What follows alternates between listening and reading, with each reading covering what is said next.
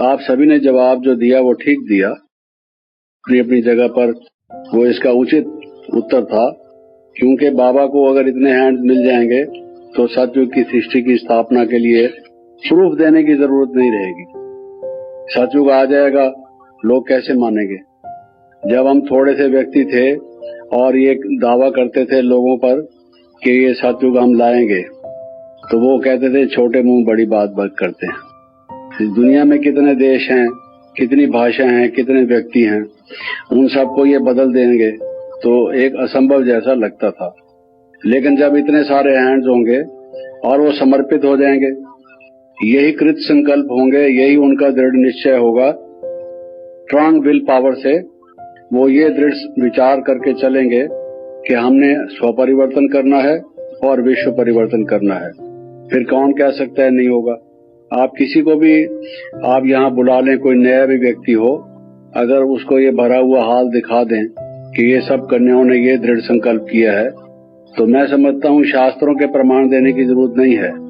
जो वो कहते हैं ना, कलयुग बच्चा है, अभी छोटा बच्चा है, और हम कहते हैं बच्चा नहीं है, कलयुग बचा थोड़ा है। तो वो कैसे थोड़ा बचा है, अब कैसे कलयुग समाप्त होगा? अभी हम जब प्रभात फेरी निकालते हैं या जुलूस होता है, उसमें एक नारा लगाते हैं, कलयुग जा रहा है, सतयुग आ रहा है।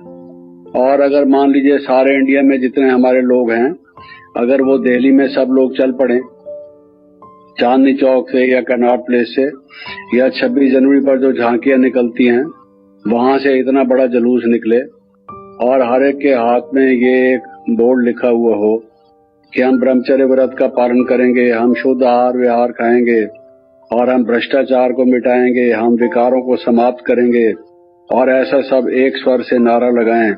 हम भारत की वो नारियां हैं, वो कन्याएं हैं जिनका गायन है कुमारी कन्याएं। देखो कितना नाम रखा हुआ है वहां कुमारी कन्या से लेकर, तो एक एक का कितनी महिमा है। हम हैं वो जिन्होंने भारत को बदल देना है, वो सच्ची ज्ञान गंगा हैं, ज्ञान सरिताएं हैं।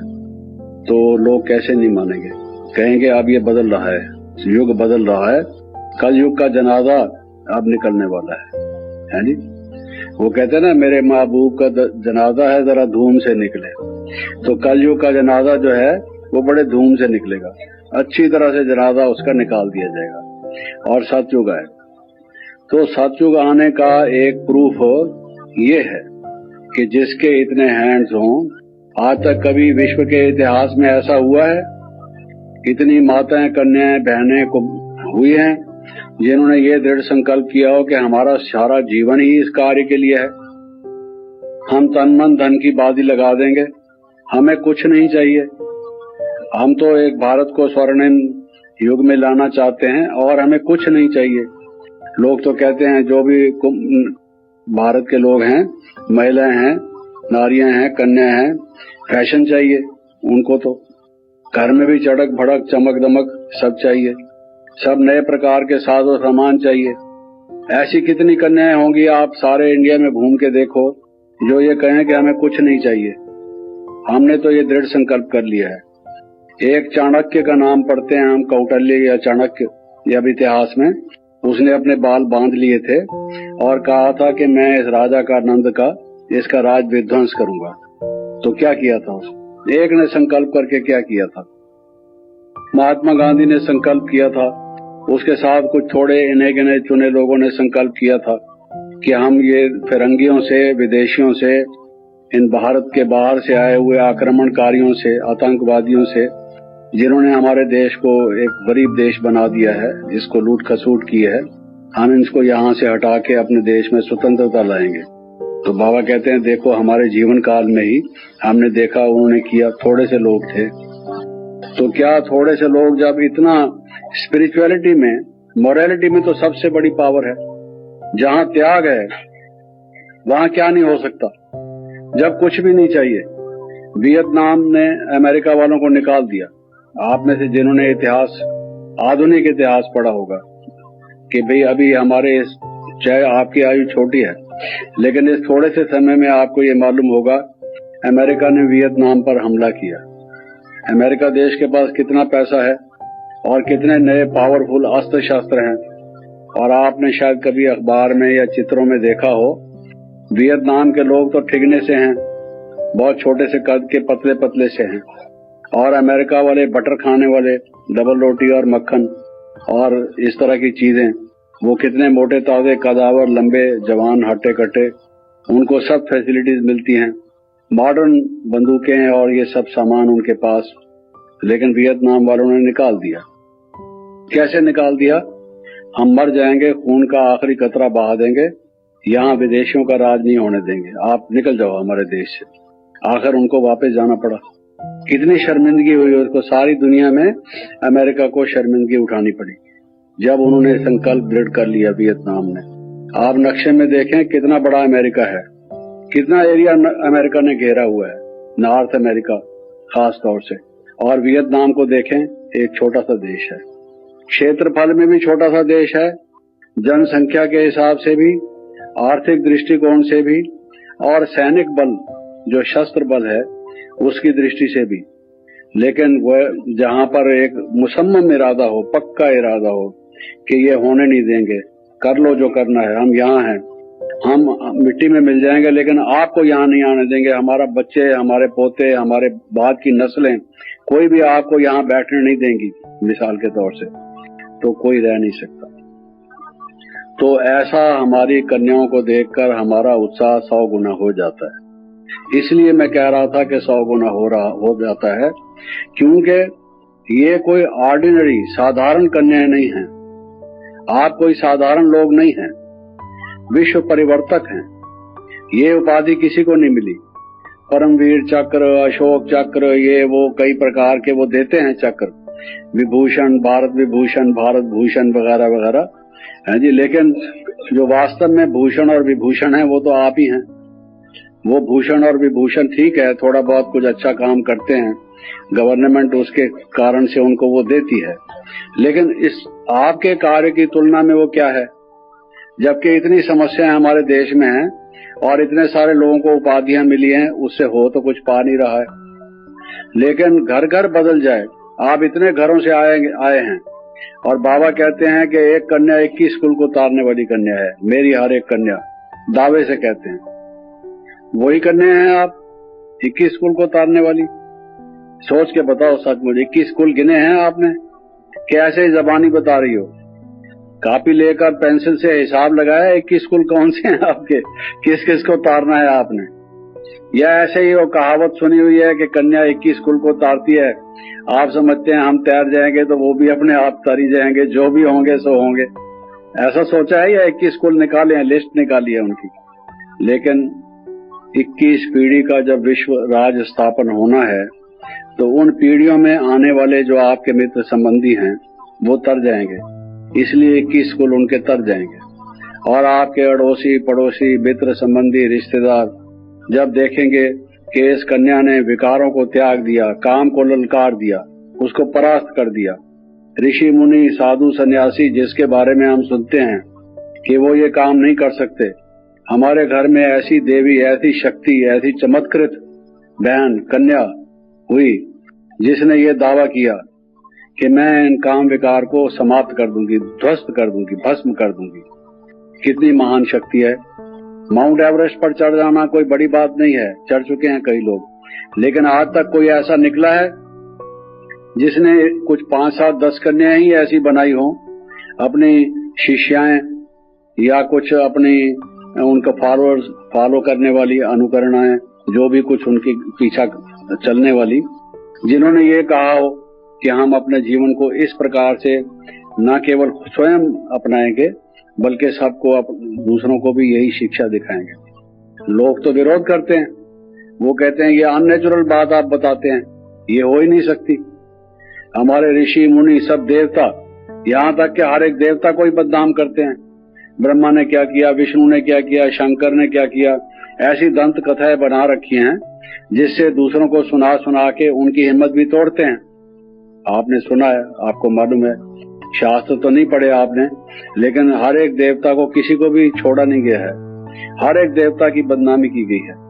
बाबा कहते हैं कि अपने मुंह पर खुद चपेट मारी है। ये दूसरे धर्मों वाले क्यों आए हमारे देश में? जब हमने अपने देवी देवताओं, अपने ऋषियों मुनियों को सबके बारे में कहा कि सब खराब है। कृष्ण की 108 पटरानियां थी, 16,108, और 16,108 पटरानियों में से हर एक से 10-10 बच्चे पैदा हुए, तो 1,60,000 से ज्यादा होगा। एक पूरा नगर उसके घर का ही होगा, है? वहां ही इलेक्शन होता होगा उनका, कोई दूसरा, और बाहर की कोई जरूरत ही नहीं, बताइए। तो यही काम करता होगा सुबह से शाम तक। जीवन भर में 1,60,000 बच्चे पैदा करो। पैदा करने के बाद उनको कोई ऐसा तो नहीं कि वो एक दिन में बड़े हो जाते हैं, अपने खुद चलने लगते हैं। उनको चलना फिरना सिखाया जाता है, दूध पीना सिखाया जाता है, खाना पीना सिखाया जाता है, शौच करना सिखाया जाता है, सब काम सिखाए जाते हैं। बच्चे पैदा करके कोई ऐसी डबल रोटी तो नहीं बनाई जाती। बच्चा अलग चीज है। उस बच्चे को संभाला जाता है, उसको फिर लिखाया पढ़ाया जाता है, विद्या दी जाती है। 1,60,000 बच्चे पैदा किए। और क्या लिखा हुआ है? कृष्ण योगीराज थे, उन्होंने गीता ज्ञान दिया। कौन सा गीता ज्ञान? जिसमें लिखा हुआ है, हे अर्जुन, काम क्रोध लोभ नरक के द्वार हैं। उधर लिखा हुआ है नरक के द्वार हैं, और उधर कहते हैं कि उसके 1,60,000 से भी ज्यादा बच्चे थे, समझा? तो उनके जीवन काल में जो 1 लाख जो पहला पैदा हुआ होगा, उसके भी बच्चे पैदा शुरू हो गए होंगे तो कुल कितने हो गए होंगे? ऐसा तो नहीं है कि वो 1,60,000 वो सारे ब्रह्मचारी थे, उन्होंने भी अपना काम किया होगा।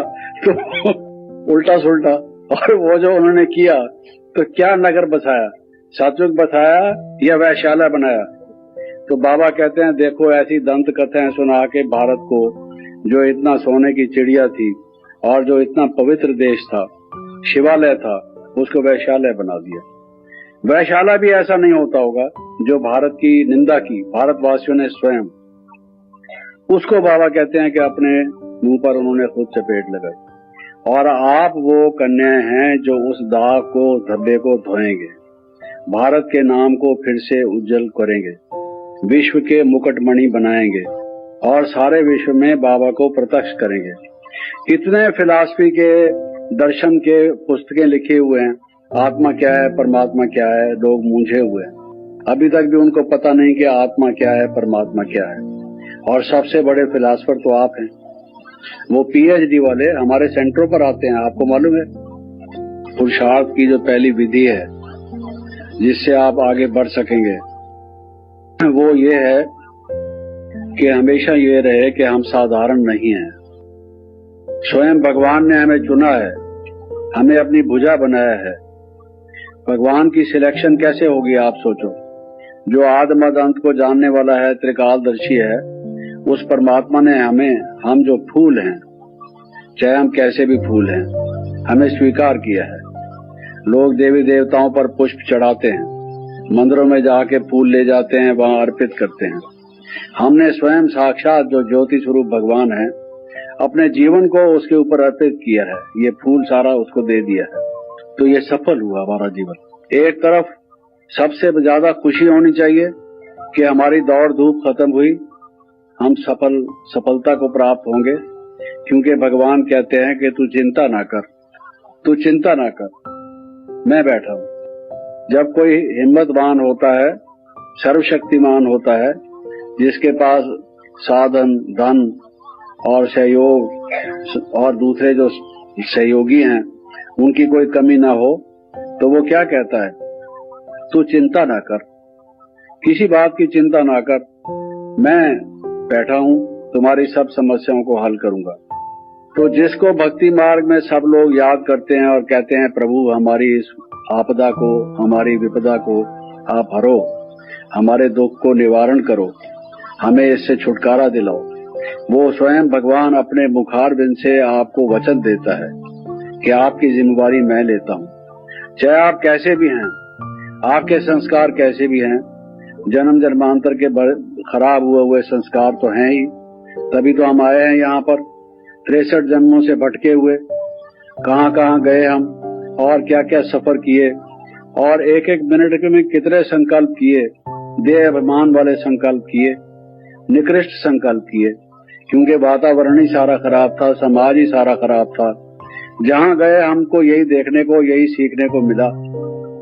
गिरते आए और एकदम चोटें खाई और गिर के हमारी ये हालत हो गई मिट्टी में लथपथ हो गए, कीचड़ से लथपथ हो गए।